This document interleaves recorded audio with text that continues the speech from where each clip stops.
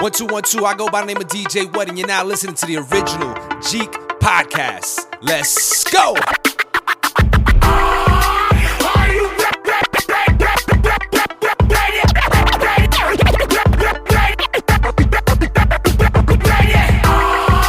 Ready to make an entrance, so backward cut.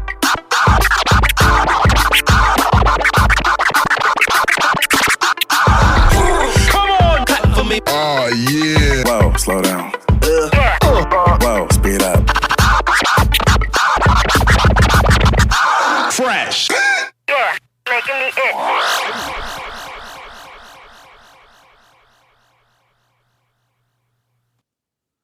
What up, Jeeks? Welcome to another episode of the original Jeek Podcast.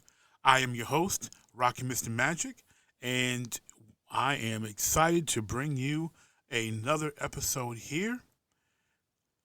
We're going to talk episode 2 of She-Hulk, Attorney at Law today. But before we get into that recap and review of that show, I just need to give a belated rest in peace to Bill Russell and Nichelle Nichols, who both passed on July 31st, 2022. Two icons in the Jeek world. Bill Russell, 11-time champion, first black head coach in the NBA, a pioneer, a statesman, a man who stood up for what was right for black people, for people in general, a man who was a truly great ambassador to the game of basketball and to life. He will be sorely missed. And to Nichelle Nichols, another pioneer, first black woman starring on a television series, inspirational role that she almost quit, but stayed at the urging of Dr. King himself.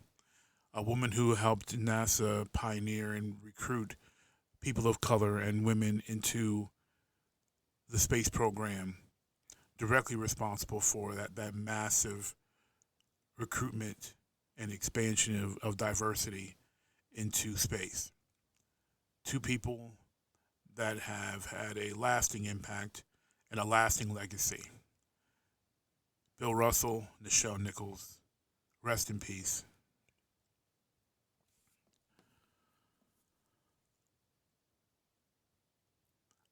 So, before we go into the main topic of the recap and review of She-Hulk episode 2, one quick hit here that I really think is super cool. Lego, a big Lego fan for those who know, has launched a beta for a new online minifigure factory in the U.S. It's an easy-to-use online tool that's going to let you configure the face, headwear, torso, legs, and an accessory for only $11.99. I know myself, as a Lego fan, boy, I can't wait for this to be out of beta and to be live. This had been announced early August. It is still a beta. It is not live. If you go to the Lego minifig factory page, it says that the factory is not quite ready yet and to check back later, but it is in the process. So, for your Lego fan, this is going to be just a great gift, whether it's, Christmas, birthday, graduation, any type of thing you want to celebrate, you can do with just, a customized Lego. You're going to even be able to put, different designs, patterns, or even add text to, obviously, text that fits within, the torso. But, the possibilities of this customization on this minifig, it's going to be insane. I'm super duper hyped for this. Hopefully, they'll get it up soon and open it up to more fans of Lego like myself in the near future. But if you're a Lego fan like me, keep your eye out on the Minifig Factory page. And if you are excited about this like I am, I want to know. Let me know on comments for this post on Facebook, or interact with us through any of the podcasting apps that allow you to leave comments like Podchaser and etc. I love to know, like, what would your Lego minifigure look like? How would you customize it? Would you put text on it? Would you try to make it look as close to you as possible? Make it look better than you? There's so many possibilities, and I have questions personally, because who knows what the hairstyles will look like. Will they, and something that we talk about on this show a lot with video games, will they have black hairstyles? And will it be more than just an afro and cornrows? Who knows? But I would love to know what your minifig would look like, what you would put on it, and how you would customize your own minifig. All right, from here, we are going to be talking about She-Hulk Episode 2. Non-spoiler rating. I gave this episode another 5 out of 6 rating. I think this episode was solid and had some had definitely some fun and some unexpected revelations to it that I enjoyed, and that I think are asking questions that I hope will be answered either within this show or in some very near future properties that we see. So now, from this point on, you're being officially warned. From this point, spoilers, recapping and reviewing She-Hulk Attorney at Law Episode 2. So you are officially warned. All right. So to recap Episode 2 here, on as far as what happens during the episode. So Episode 2 really just kicks off right away with news coverage following the ending of Episode 1 with the fight with, if you can call it a fight, with Titania in Episode 1, who, according to her attorneys, burst into the courtroom as a result of an extreme case of low blood sugar, which is just entertaining. And for someone who has a child with diabetes, I know extreme low blood sugar, it would result in someone passing out and not going into a rage. So that joke is just funny in the fact that it would do the exact opposite. So as the show continues here, because of Jessica turning into She-Hulk and saving the day, she's instantly famous. Fame just skyrockets. Obviously, there was people and reporters and such in the courtroom, so it's all over the news. People are talking about it. The news is mentioning that people have dubbed her She-Hulk, which Jessica is not a fan of. She scoffs at the name, especially being just a female derivative of the Hulk, which is kind of, look, She-Hulk has never been the greatest name, but and the fact that they're kind of pointing that out is entertaining. Jennifer and Nikki head to their favorite, lawyer hangout bar, where Jennifer is received to, standing ovation. People are elated to see her. They're chanting She-Hulk, She-Hulk, She-Hulk. And before they go into the bar, Nikki tells her to transform into She-Hulk because that's what they're looking there to see. So Jessica goes into as She-Hulk. While in the bar, they're drinking, they're talking. Dennis from episode 1, the kind of slime ball coworker, takes his shot. He berates a foe for using he berates her for using superpowers to drum up publicity, and and exits because he's a jerk, and they're doing a really good job of making him a very over the top jerk. So as they continue to drink at the bar, and Jessica's just getting all of this attention, but she's not a big fan of it because it's attention because she's She-Hulk more than being Jessica Walters, and she's not excited about the prospect of being a superhero.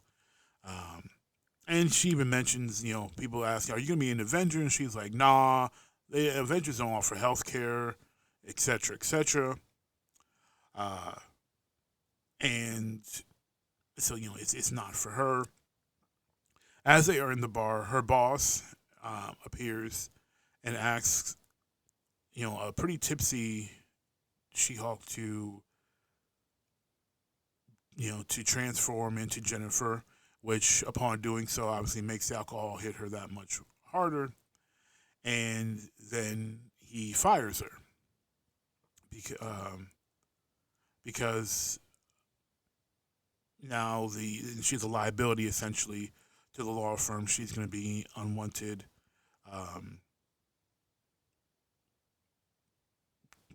Attention, to the district attorney's office. So now, despite the new fame to Jessica, which the average person would probably be excited for, she is unemployed. So following there's pretty much a montage of Jessica trying to find work because she is a really good attorney, but unfortunately, every law firm feels the same way. She is a liability. As a superhero, as a known superhero, known superpower being. We really can't call her a superhero, but a known superpower being. She is a potential liability. They are currently thinking that if she saves the day, that's going to be cause unfairness amongst jurors or whatever. So Jessica's she not only lost her job, but now she can't find a new job. So she's feeling a bit down, and she ends up going to her parents' home for a family dinner. At this family dinner, we meet her, her mother, her father, Morris, played by Mark Lynn Baker from Perfect Strangers, which was a very pleasant surprise to see. 80s and early 90s kids are probably really pleasantly surprised to see Mark Lynn Baker. We meet her brother, who just got promoted at Best Buy, as he's gloating about his promotion to manager at Best Buy. And, of course, her mother, Elaine, trying to set up her daughter with a date with some dude at, like, a coffee shop or something like that. And what's really entertaining to me is that this was just I'll go into that later. So as we continue to recap, everyone is cool with Jessica being a Hulk because hey, this isn't the first Hulk in the family, so like no one's making that big of a deal about it. Morris pulls Jessica into the garage where they have kind of a father-daughter chat. Jessica, of course, expressing that she's upset she was forced to Hulk out in the courtroom, and decides to head to a bar to continue to drink away her sorrows. As she's at this bar, Holden Holloway, who is the head of a top firm, approaches her and offers Jessica a job, which she accepts and demands that Nikki, her paralegal, be her paralegal, which Holden's like, yeah, I don't care. So she's going to be now working for GLHK. And so the next day, Jessica shows up, but Holden's like, yeah, I hired She-Hulk. I need She-Hulk and not Jessica Walters to lead my superhero law division. So she turns into She-Hulk, and Holden takes her on a tour through the law offices.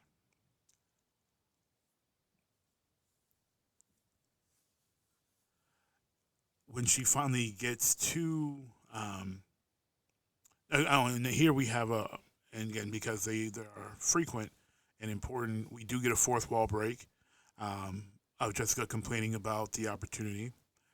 When they finally arrive at her office, corner office with beautiful view, Nikki's already there, and she expresses her excitement not only that they're working, but they're going to be able to pretty much afford whatever they want. An existing attorney, Pug, who comes in with a gift basket for Jessica, as well as directions to the best bathroom for pooping. And Jessica then is told that she has a case waiting for her and that she would be defending Abomination as a client. And if she, of course, expresses a conflict of interest because Abomination tried to kill her cousin, and Holloway pretty much deadpan tells her, well, if you don't take this case, you don't got a job. So, no option there. Jessica then goes to visit Emil Blonsky, a.k.a. the Abomination, and she, so she arrives, at the prison. Tim Roth is there as the Abomination, and where they have a conversation pretty much around what happened in the 2008 The Incredible Hulk. Essentially that he was, on loan from the UK to the US government. They injected him with what turned him into the Abomination and sent him to attack Hulk. Blonsky reflects that, he thought he was the hero. He thought he was just doing his job, and that he is, he's a changed man. He writes haikus and wrote a haiku to each of his victims, and he wants to be paroled and live with his 7 soulmates on a ranch in Montana or something of that nature, if my memory serves me correctly. Jessica, of course, is still concerned with the conflict of interest, so she kind of lets Blonsky know that she may or may not take the case. She gives Bruce a call, and they discuss the situation, and Bruce is like, yeah, Blonsky wrote me a beautiful haiku, and that was all in the past, so it's all good. So it sounds like you want to take the job. It's all good.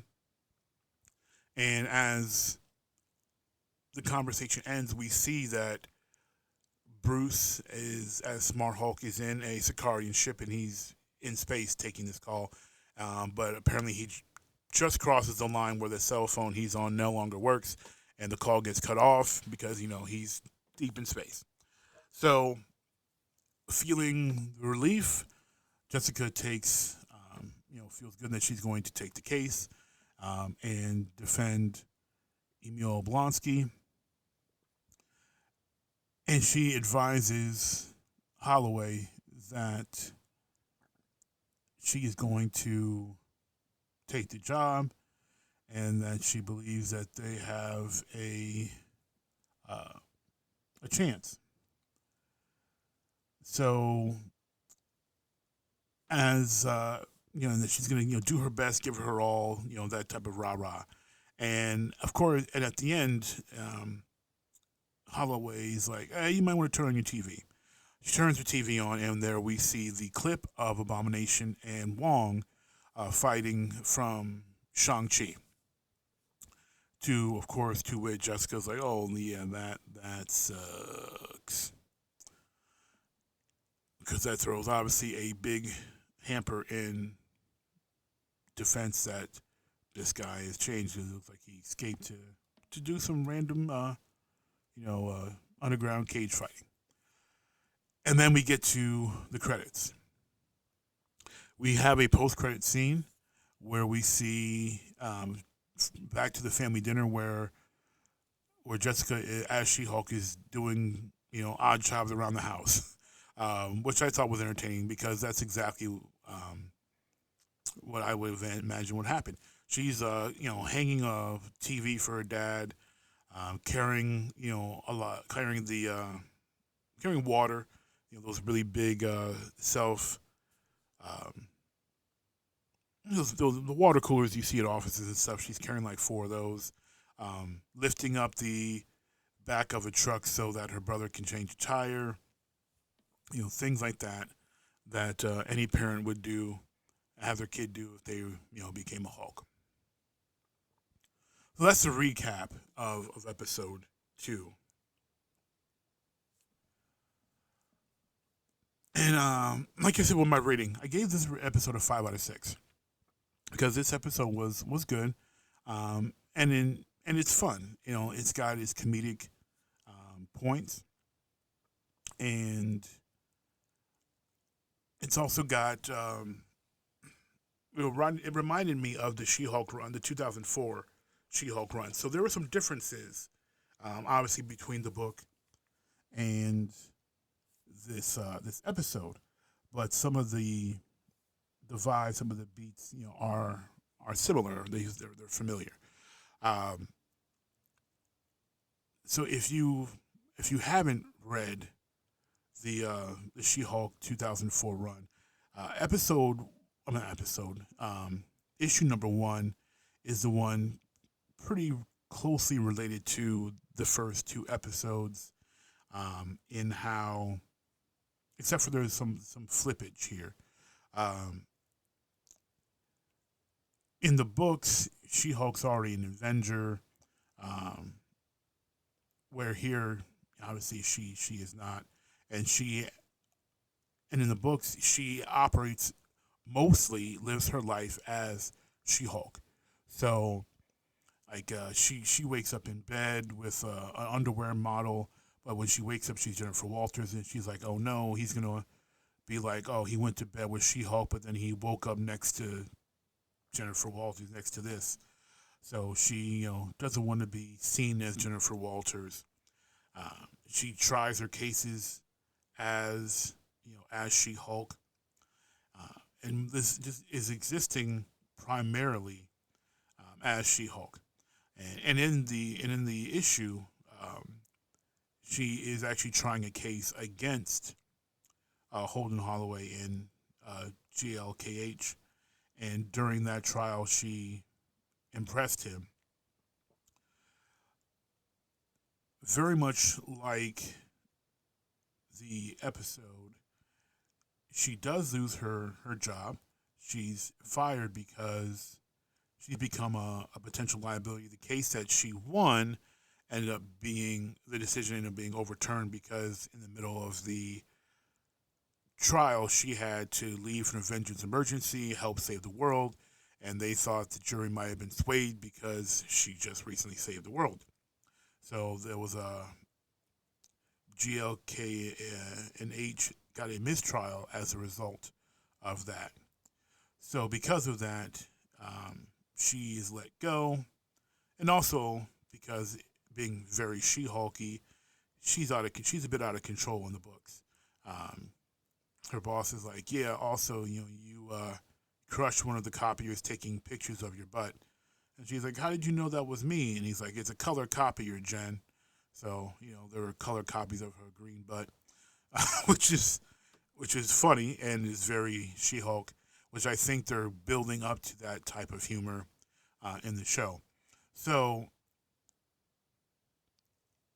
the book differs in she's mostly She-Hulk, where here she's mostly Jennifer Walters. GLK and H makes her the offer, and they want her to be She-Hulk all the time, where in the comic, Holden Holloway approaches her at the bar and says that he wants Jennifer Walters on his team, not She-Hulk, because She-Hulk is a flighty, free-spirited adventurer, and he wants Jennifer Walters, who's a sharp attorney with a keen, focused mind, to lead his superhuman law division. So similarities are there, but it is a direct flip from how the book is, which I don't mind. It's different universe. It's not a big deal. Going, flipping that part of the story around. So that part is cool. Then we're introduced to Pug, who is I didn't think they'd bring in a guy that was that clean cut because of how Pug is drawn. He's drawn to be a taller, stockier guy. I thought the guy they brought in, they cast, is a little bit of a pretty boy, but it's cool. One thing that I was kind of hoping the show would do that the books did was to have other powered beings or entities working there as part of the superhuman law division, and they may pull some other people in. That's still a possibility. They may build to it. So I'm not losing. I don't have completely lost hope in that. And obviously the comics can do that a bit more because they have so many characters that are already known about to throw in there. Like the books have Awesome Andy the android in working there as like an intern, which is funny because he was a creation of Mad Thinker, and so he was being controlled by Mad Thinker. He was an evil robot, but he's obviously just does what he's told essentially. And there's also Ditto, a resident shapeshifter.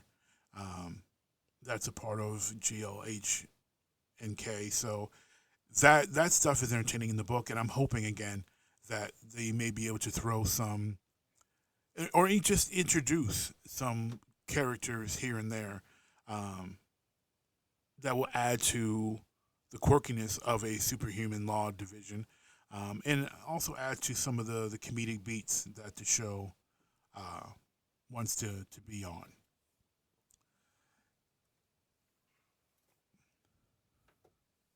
So as the episode goes on, and we're into her family life, I think the family life part of this show is great.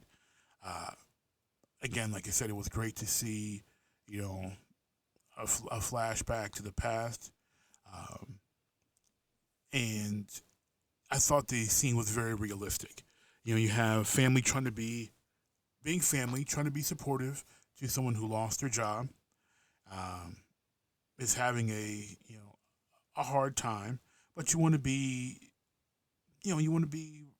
comfortable. You want to give everybody just a place to feel warm and to feel comfortable at as much as possible.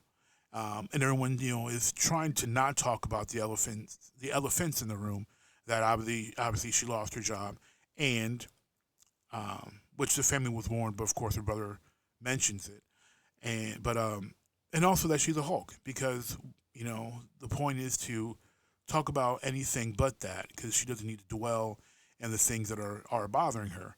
So that scene was just, was fun. Obviously, she's a, attractive single young woman. So, the stereotypical mom's trying to fix her up with a guy. The self-centered brother mentioning his promotion, even though a promotion to Best Buy doesn't sound like much, especially compared to someone who was a hotshot assistant DA. When you're not working, any job sounds good. So, him not thinking, him not being considerate to her feelings, very, family sitcom, vibe fits that perfectly. And, the understanding father trying to do what he can to help his daughter, was fantastic. And,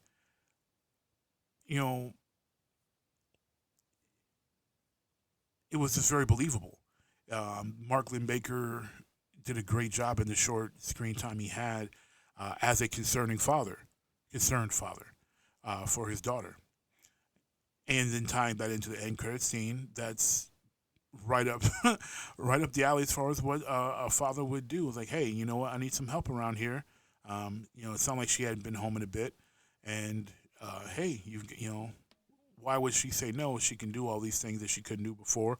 Obviously, his son's not able to do them to the same degree. So, have Jessica bring in some water and lift up a car so they can take care of the tire and etc. But a very, very believable, and realistic to a point. Obviously, it's comedic, but realistic to a point of a family dinner that's held essentially to try to make someone feel better. So I thought that was a very sweet beat to the show. Jennifer's confliction on her feelings about Emil Blonsky, I think was also a great part just to her desire to do the right thing as an attorney, as in respecting her cousin. And then, of course, after all that relief and acceptance, I thought it was funny, even though it was a little telegraphed, that they, showed Abomination being pretty much escaped from prison to do this fight. And, it's like, how are we going to explain that? How do we explain the man was in Hong Kong? I don't remember where that fight took place. It was somewhere. It was somewhere in Asia. It was not in the United States in the prison where he was supposed to be. So that, that wrinkle was a great segue to end the episode and see what comes next in episode 3. So really fun. I wish there was, so much more to these episodes. Like a solid full 30 minutes would be dope. I don't understand why, and this is not just Disney Plus, but I don't understand why Disney, Hulu, Netflix, anytime they're creating these sitcoms for streaming services, and especially if you don't have commercials, why are we not? Come on, can you give us a full 30 minutes? It's 22 minutes, 24 minutes. This is not made for, this is never going to be on television. It's not going to be broadcast on television, so why would you need it shorter to fit within a 30-minute time slot when you don't have commercials? We pay you every month. Like, let's get a full 30 minutes, like, please. And that would enhance and probably make these episodes 6 out of 6s instead of less than, because you can give us a little bit more here, a little bit more there. I don't get the runtime, but I am curious on what makes, if they're going to show what makes this particular bathroom great for pooping. It sounds silly, and especially because like poop jokes rarely ever do anything for me. But I did find that just oddly funny that he drew a map to where the best bathroom for pooping is, and then I'm assuming, okay, well, this has got to be either like a family bathroom or the bathroom anyone can use it. It's not a men's room or a women's room. But what is great about that? Why is that bathroom so great for pooping? that's funny to me. And this episode also asked a question as far as where is Hulk going in the Sicarian ship. And I'm always, because where we are in Phase 4 and the teases we got in other shows, I'm looking for scrolls everywhere. So I'm trying to find out if someone random person is a scroll. I don't think I saw any in this episode, but you never know. We still have I think 4 other episodes to go, so we'll see if I think anybody's a scroll in the upcoming episodes. That will conclude my review of episode 2 of She-Hulk. So that's our recap and review. Again, I ranked this episode 2 5 out of 6. It's funny. It's got good story beats, especially with the family aspect, the lows and highs of being unemployed to getting a fantastically great paying office job, to the resignation that you have to do something you don't exactly want to do to have that job, and whether you embrace it or reject it. And I think they continue to do a great job. Tatiana Maslany continues to be very convincing as Jennifer Walters, which I knew she would be. As an Orphan Black fan, I knew she would be fantastic because she is a fantastic actress. So this show has continued to be very enjoyable, and I'm looking forward to what episode 3 has to bring. Again, I would love to hear your thoughts on episode 2 of She-Hulk. Share them either in the comments on this post, which will be posted on Facebook or within your podcasting app of choice. You can also engage in conversation around She-Hulk or any sports or geek-related topic within the Jeek Nation community on Facebook. You can just search Jeek Nation, like our page, and join our community, where you will find tons of like-minded, fun, enjoyable people talking a lot of smack, sharing memes, and just having a good time. So that's going to conclude this episode of the original Jeek Podcast that is here to bless your earballs. Again, I am your host, the one, the only, original Jeek, Rockin' Mr. Magic. And I want to thank you. On behalf of myself, my co-host, Unique DNA, we want to thank you for listening. And we could not do this show. We couldn't do it without you who continue to support us. Please continue to rate and review the show on your podcasting app of choice. We are findable on Apple Podcasts, Google Podcasts, Spotify, Stitcher, CastBox, and more. And if you can't find us, let us know at jeeknation@gmail.com or message us on Facebook at Jeek Nation. And until next time, peace.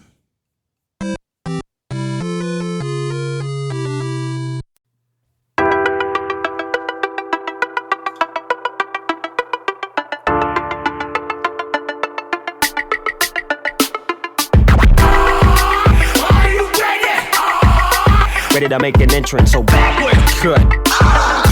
Come on, clap for me. Oh, yeah. Whoa, slow down. Whoa, speed up.